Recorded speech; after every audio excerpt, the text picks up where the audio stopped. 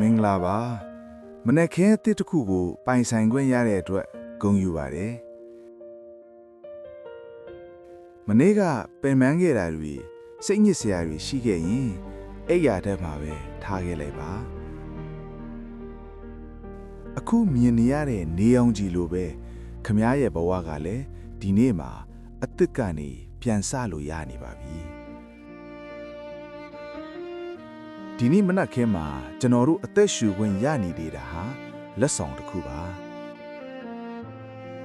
တကယ်တော့ပျော်ရွှင်မှုဆိုတာအဝေးကြီးမှာမဟုတ်ပါဘူးကော်ဖီပူပူလေးတစ်ခွက်လေးပြီးအေးလေးတစ်ချက်ဒါမှမဟုတ်ကိုချစ်ရသူရဲ့အပြုံး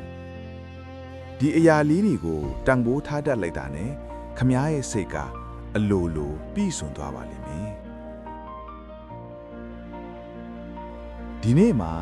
တခုခုအမားပါသွားမှာကိုမကြောက်ပါနဲ့တစ်ပင်လေးတွေတောင်ချက်ချင်းကြီးကြီးထွားမလာပါဘူးခမားလည်းဒီတိုင်းပါပဲဒီနေ့လုံးမဲ့အလုပ်တေးသေးလေးတစ်ခုကခမားရဲ့အနာဂတ်အတွက်အုတ်ငစ်တစ်ခုဖြစ်လာမှာပါကိုယုံကြည်ပါဖြည်းဖြည်းချင်းရှောက်ပါဒါပေမဲ့မရက်တန်လိုက်ပါနဲ့ကဲအခုမျက်လုံးလေးခဏမိတ်ပြီးအသက်ကိုဝါဝရှူသွင်းလိုက်ပါပြန်ထုတ်လိုက်ပါဒီနေ့ဟာငါအတွက်အကောင်းဆုံးနေ့ဖြစ်ရမယ်လို့ကိုယ်စိတ်ကိုပြောလိုက်ပါပြဿနာတွေလာရင်ဖြေရှင်းနိုင်စွမ်းငါမှရှိတယ်အခွင့်အရေးတွေလာရင်စုပ်ကိုင်နိုင်စွမ်းငါမှရှိတယ်